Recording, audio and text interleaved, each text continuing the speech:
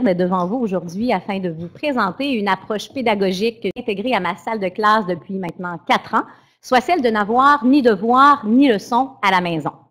À travers ce pitch-à-coucha, je tenterai de vous démontrer que c'est une pratique gagnante pour tous les acteurs impliqués, soit l'élève, sa famille et l'enseignant. Je voulais débuter la présentation en vous faisant la genèse des devoirs et des leçons, mais je n'ai pas réussi à trouver de sources fiables qui me permettaient de remonter à la naissance de cette pratique. Toutefois, on peut affirmer qu'elle fait partie intégrante du système d'éducation québécoise depuis belle lurette et que depuis quelques années, ils sont au cœur d'un débat dans notre actualité. L'ultime question à se poser lorsqu'on met en place une pratique pédagogique, c'est de se demander pourquoi. Lorsque je donne des devoirs et des leçons à mes élèves, quelle est ma cible d'apprentissage? Quelle est mon intention pédagogique? Pour ma part, lorsque je donnais des devoirs et des leçons à mes élèves, je voulais vérifier le degré d'acquisition de la matière qui avait été vue en classe. Je voulais favoriser la réussite éducative de mes élèves. Je voulais maintenir la communication entre l'école et la famille. Je voulais que mes élèves deviennent plus autonomes et évidemment, je voulais qu'ils développent des méthodes de travail efficaces. Au début de ma carrière, je ne me suis jamais vraiment questionnée sur la portée de cette pratique. Pour moi, les devoirs et les leçons et l'école étaient indissociables. Vous êtes-vous déjà questionné sur le temps que vous investissiez dans la préparation des devoirs et des leçons? Vous êtes-vous déjà demandé si le temps investi versus le résultat obtenu en valait vraiment la chandelle? Lorsqu'on prend le temps de s'y arrêter, préparer des devoirs et des leçons nécessite du temps. On doit trouver des exercices qui sont en lien avec la matière vue en classe, des exercices dans lesquels les élèves devront être autonomes. Nous devons leur expliquer ces exercices, les faire photocopier, les distribuer, les faire inscrire à l'agenda. On doit les récupérer et on doit gérer les fameux devoirs non faits. Je ne sais pas si vous êtes comme moi, mais les élèves qui ne font pas leurs devoirs étaient régulièrement les mêmes et malheureusement, c'était souvent ceux qui en avaient le plus besoin. Ces élèves avaient-ils le support parental à la maison? Est-ce que c'était des élèves qui quittaient le service de garde à 18 heures le soir? Est-ce que les parents de ces élèves étaient eux-mêmes pris avec des difficultés d'apprentissage? Est-ce que c'est de cette façon que nous allons promouvoir l'égalité des chances dans notre système d'éducation? C'est en 2014 que ça m'a frappé. Lors des rencontres de bulletins, plusieurs parents me disaient haut et fort que l'heure des devoirs et leçons était devenue un moment hostile. À l'ère où les cahiers d'activités tendent à disparaître et où les technologies sont omniprésentes, les parents se sentent dépassés. Ils ne savent plus comment aider leurs enfants. Nous ne sommes plus à l'ère de la mémorisation, mais plutôt à l'ère de la compréhension. On doit s'adapter à la réalité d'aujourd'hui. Un élève du primaire passe en moyenne 45 heures par semaine à l'école. Pour la majorité des familles, les deux parents travaillent et doivent jongler avec un horaire chargé entre les différents rendez-vous et avec les activités parascolaires.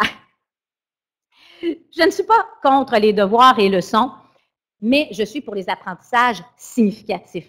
Donc, depuis 2014, j'ai décidé que mes élèves n'auraient plus de devoirs et de leçons à la maison. J'ai bien dit à la maison, car depuis ce temps, c'est une période qui se passe à l'école sur mes heures de classe. Comment ça se passe? Eh bien, c'est simple. Vous allez voir comment ça se passe à la maison, comment ça se passe à l'école également.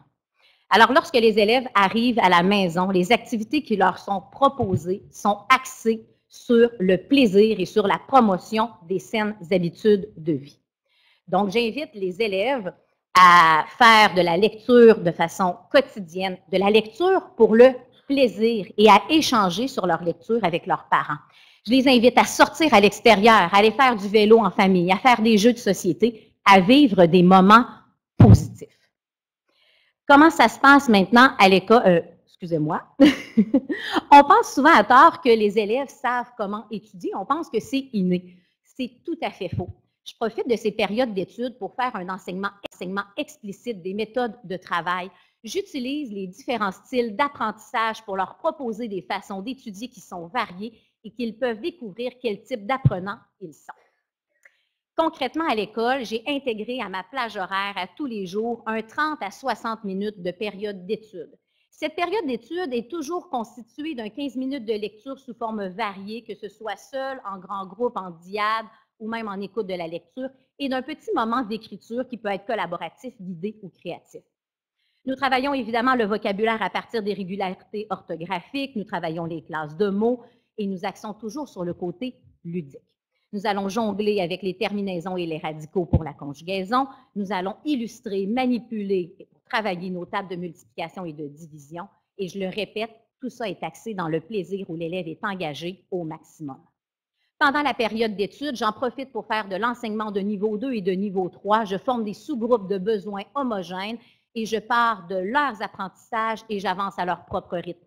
Pour les élèves qui maîtrisent déjà la matière, au lieu de perdre leur temps, ils vont travailler idéalement à développer leur créativité en ayant des projets personnels.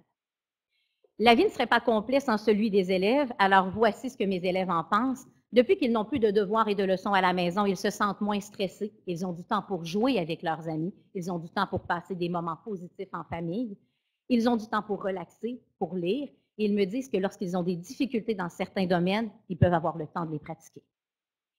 Les parents, eux, qu'est-ce qu'ils en pensent? Ils sentent moins de pression de la part de l'école. Ils trouvent qu'il y a une diminution des conflits au sein des membres de la famille.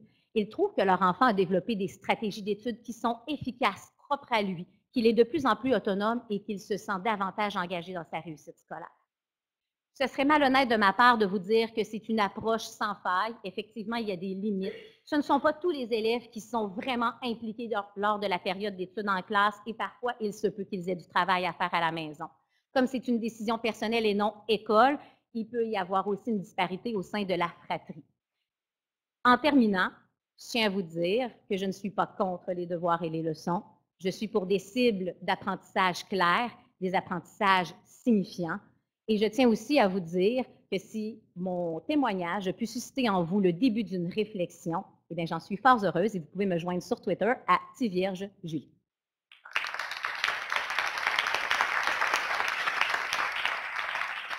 Ah, merci beaucoup.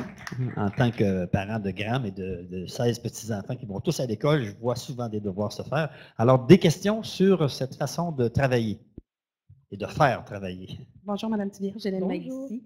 Donc, je vous remercie pour votre présentation, tout en nuances et en profondeur. Comme un vieux sage chinois du 17e siècle, vous misez sur des choses qui sont faites à la maison sans accroc et dans le plaisir.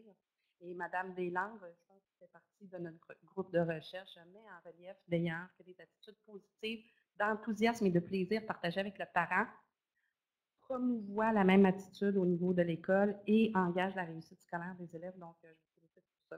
Maintenant, j'entends que vous n'êtes pas tout à fait contre, mais que vous invitez les gens à se poser la question, si j'envoie quelque chose à la maison, c'est pour quelle raison, pour quel objectif pédagogique?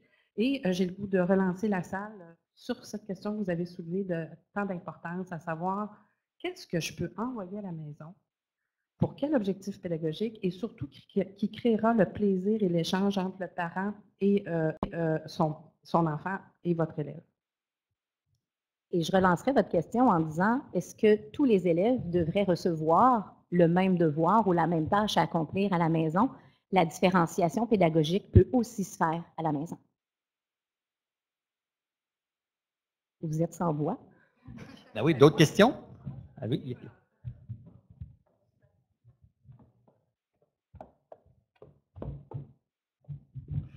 Alors, bonjour. Intéressant comme approche parce que ça repose sur le jugement professionnel. Et j'ai le goût de dire, moi, ça fait 30 ans que j'enseigne et je n'ai pas enseigné plusieurs années en même temps que ma mère, puis ma mère a enseigné 30 ans. Et ce que vous venez de placer, elle le plaçait il y a 30 ans, qu'il fallait comme enseignant s'adapter à l'apprenant qu'il y avait devant soi, à l'élève. Il y avait des réalités qui faisaient que pour certains de ses élèves, elle considérait qu'elle avait à donner des devoirs et leçons, et pour d'autres, elle disait, jamais je pousserai là-dessus parce que le pauvre petit, là, il n'y a même pas une table, il est pris à faire des devoirs dans une chambre qui n'est pas vraiment une chambre et je ne lui donnerai pas de devoirs. Fait que j'apprécie qu'on dise que le jugement professionnel de l'enseignant a toujours été important. Il faut qu'on le garde en tête. J'ai entendu depuis tantôt des gens hyper actifs parler de leur passion. Puis j'ai le goût de vous dire que j'ai souvent passé pour une hyperactive.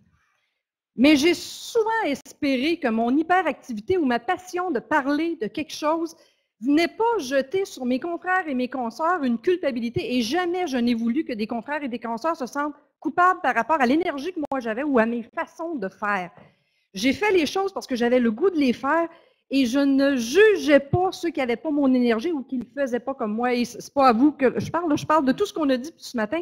Jamais je ne voudrais que les enseignants sortent d'ici en disant « Coudon, on est-tu en train de porter un jugement sur ce que je suis? » Non, on parle de différents sujets et on se dit, au cœur de ça, tu es un bachelier ou une bachelière qui a suivi son cours d'enseignement et suis ton jugement professionnel. Regarde ta classe, regarde ce que tu es et ne te dénigre pas par rapport à ce que d'autres peuvent faire dans leur classe. Donc, merci pour les échanges d'aujourd'hui. Merci, Mme